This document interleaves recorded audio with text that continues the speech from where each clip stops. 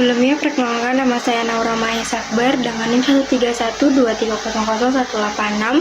Di sini saya akan menjelaskan tentang apa itu sesi bebek lumpuh.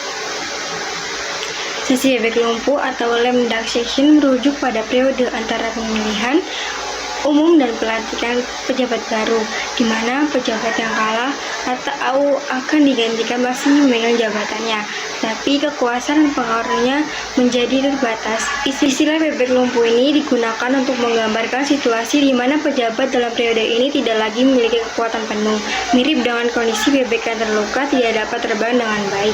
Selain itu, selama sesi bebek lumpuh ini, pejabat yang akan digantikan menghadapi beberapa tantangan, dan juga daripada itu adanya keterbatasan yang antara lain. Yang pertama adalah legitimasi yang berkurang. Pejabat yang akan digantikan dianggap tidak memiliki mandat rakyat yang kuat lagi, sehingga sulit baginya untuk mengambilkan keputusan besar atau kontroversial. Keputusan yang diambil selama sesi bebek lumpuh ini seringkali kurang dihormati atau diterima secara luas oleh masyarakat karena kurangnya legitimasi yang dipersepsikan.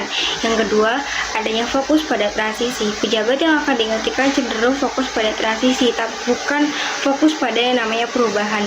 Jadi, daripada mengambil inisiatif baru, hal ini dapat mengakibatkan penundaan dalam pengambilan keputusan penting atau pelaksanaan kebijakan yang diperlukan karena energi dan perhatian terpusat pada proses transisi yang kompleks. Selanjutnya, ada penghambatan keputusan. Karena adanya ketidakpastian politik dan kurangnya legitimasi, sesi bebek lumpuh ini seringkali mengalami kesulitan dalam mencapai kesepakatan politiknya yang signifikan ini atau mengambil langkah-langkah kebijakan yang berani.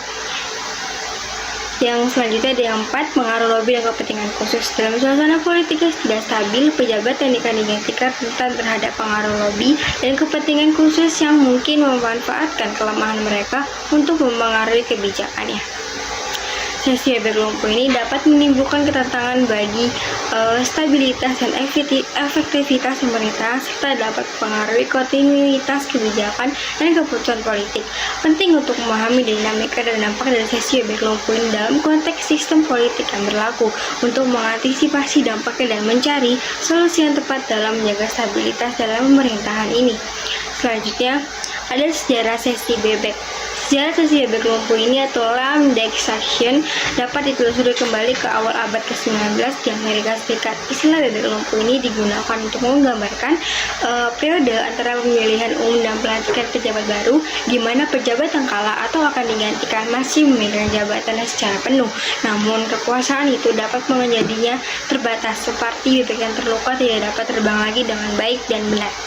Pada awalnya, istilah bebek lumpuh ini digunakan dalam konteks politik Amerika Serikat untuk merujuk pada periode antara pemilihan presiden dan pelantikan presiden baru. Setelah periode ini, presiden digantikan masa memegang jabatannya, tetapi kekuasaannya menjadi terbatas karena akan digantikan oleh pejabat atau presiden baru yang terpilih. Gitu. Dan sesi bebek lumpuh ini di Amerika Serikat dianggap sebagai periode yang rentan terhadap ketidakpastian politik dan ketidakstabilan karena pejabat yang akan digantikan cenderung menghindari pengambilan keputusan. Di Amerika Serikat sering dianggap sebagai periode yang rentan terhadap ketidakpastian politik dan ketidakstabilan karena pejabat yang akan digantikan oleh pejabat yang baru cenderung menghindari pengambilan keputusan kontroversial atau besar. Fokus mereka lebih terarah kepada mempersiapkan transisi kekuasaan kepada pejabat baru yang terpilih, sehingga keputusan politik sering ditunda atau tidak diambil oleh pejabat yang lama ini. Sering berjalannya waktu, istilah bebek lumpuh telah meluas penggunaannya dan tidak hanya terbatas pada konteks politik saja, tetapi konsep sesi bebek ini digunakan secara lebih luas untuk menggambarkan periode-periode tertentu antara pemilihan umum dan pelantikan pejabatan baru di berbagai negara di seluruh dunia, di mana pejabat yang akan digantikan masih memegang jabatan namun kekuasaan dan pengaruh yang menjadi sangat-sangat terbatas. Dengan demikian, sejarah sesi bebek lumpuh mencerminkan evolusi istilah ini dari konteks politik Amerika Serikat pada abad ke-19 hingga penggunaan yang lebih luas dalam politik global saat ini untuk menggambarkan periode tertentu atau transisi yang penuh ketidakpastian dan keterbatasan kekuasaan pejabat yang akan digantikan. Dari Dapa Saputra dengan NIM 1312313. Dampak sesi bebek lumpuh. Dampak dari sesi bebek lumpuh atau lame duck session dapat mencakup beberapa aspek yang mempengaruhi stabilitas dan efektivitas pemerintahan, antara lain: 1.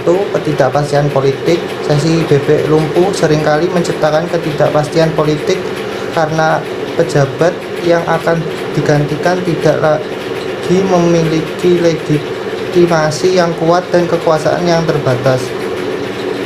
Hal ini dapat mengganggu keberlangsungan kebijakan dan keputusan politik yang konsisten. 2. Penundaan pengambilan keputusan. Pejabat yang akan digantikan cenderung menghindari pengambilan keputusan kontroversial atau besar selama sesi bebek lumpuh. Hal ini dapat menyebabkan penundaan dalam investasi kebijakan yang mendesak atau penting untuk kepentingan publik. 3. Kehilangan fokus dan efektivitas. Fokus pejabat yang akan digantikan pada proses transisi kekuasaan seringkali mengurangi efektivitas mereka dalam menjalankan tugas pemerintah. Prioritas mereka beralih dari kebijakan dan program yang sedang berjalan ke persiapan untuk pergantian kekuasaan. 4. Rentan terhadap pengaruh eksternal. Dalam suasana politik yang tidak stabil, pejabat yang akan digantikan rentan terhadap pengaruh lobby dan kepentingan khusus yang mungkin dimanfaatkan kelemahan mereka untuk mempengaruhi kebijakan. Hal ini dapat mengganggu integritas keputusan politik dan kebijakan yang diambil. 5. Tantangan bagi kontinuitas kebijakan. Sesi bebek lumpuh dapat mengganggu kontinuitas kebijakan dan pemerintahan karena keputusan yang diambil selama periode ini mungkin tidak konsisten dengan visi dan keesning pemerintahan yang baru. Dengan demikian, dampak dari sesi bebek lumpuh dapat menyebabkan ketidakpastian politik, penundaan dalam pengambilan keputusan, kehilangan fokus dan efektivitas pemerintahan, rentan terhadap pengaruh eksternal, serta tantangan bagi kontinuitas kebijakan. Penting bagi pemerintahan dan pemangku kepentingan untuk memahami dampak ini dan mencari solusi yang tepat untuk menjaga stabilitas dan efektivitas pemerintahan selama periode transisi ini. Contoh dari bebek lumpuh. Sebagai contoh sesi bebek lumpuh, kita dapat melihat situasi di Amerika Serikat serta setelah pemilihan presiden sebelum pelantikan presiden baru. Periode antara pemilihan presiden dan pelantikan presiden baru sering dianggap sebagai sesi bebek lumpuh, di mana presiden yang akan digantikan masih memegang jabatan tetapi kekuasaan dan pengaruh menjadi terbatas. Selama bebek lumpuh ini, presiden yang akan digantikan sering dianggap pada tantangan dan keterbatasan dalam menjalankan kekuasaan, termasuk kesulitan dalam mengambil keputusan besar atau kontroversial. Fokus memiliki lebih terarah pada persiapan transisi kekuasaan kepada presiden yang baru yang terpilih, sehingga keputusan politik penting sering ditunda atau tidak diambil. Contoh lain dari sesi bebek lumpuh adalah dalam konteks parlemen, di mana anggota parlemen yang akan kalah dalam pemilihan tetap menjabat hingga penggantinya dilantik. Selama periode ini, anggota parlemen yang akan diganti mungkin mengalami keterbatasan dalam mengambil keputusan politik yang signifikan atau menginisiasi kebijakan baru karena fokus memiliki lebih terarah pada transisi kekuasaan dalam berbagai negara. Sesi bebek lumpuh dapat terjadi dalam berbagai tingkatan pemerintahan dan lembaga, menciptakan tantangan dan menjaga stabilitas dan efektivitas pemerintahan. Oleh karena itu, penting untuk memahami dinamika dan dampak dari sesi bebek lumpuh dalam konteks politik dan sistem pemerintahan yang berlaku.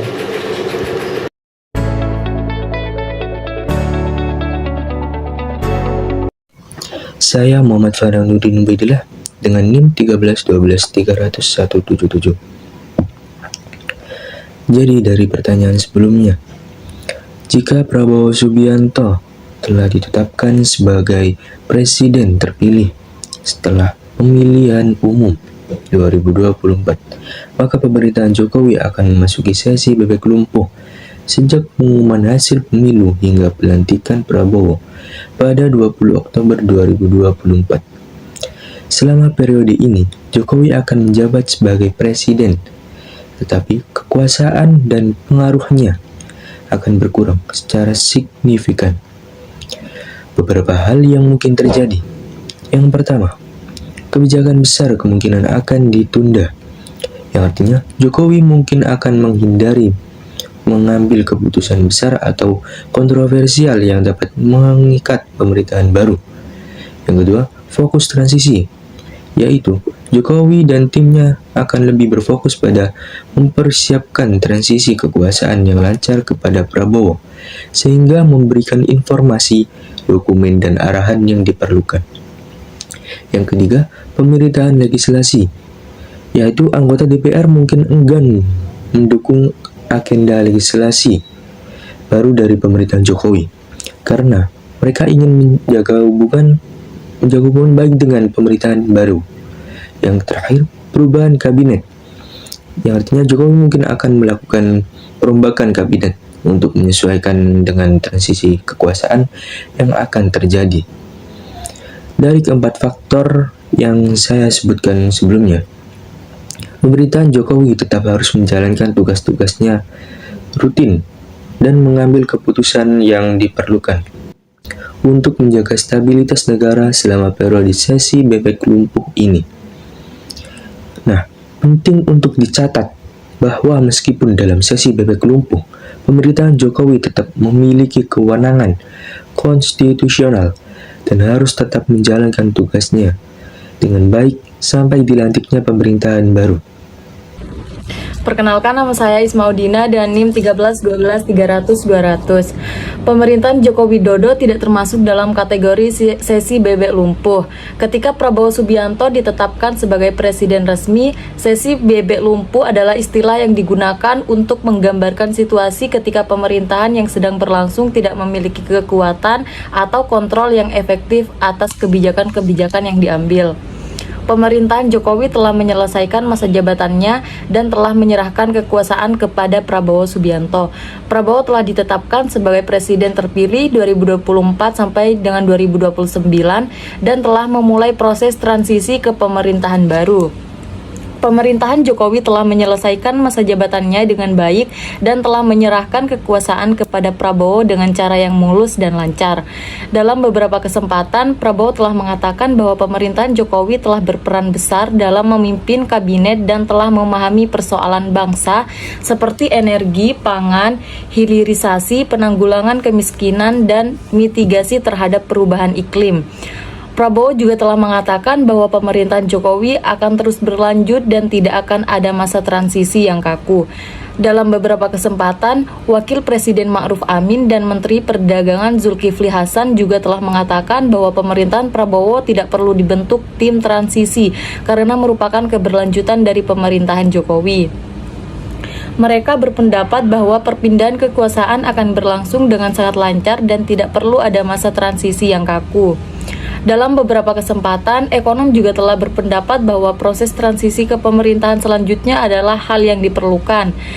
Mereka berpendapat bahwa Prabowo memiliki program yang sifatnya baru dan belum pernah ada di pemerintahan lama atau sebelumnya, sehingga transisi pemerintahan baru diperlukan untuk memastikan bahwa beberapa program baru bisa terakomodir.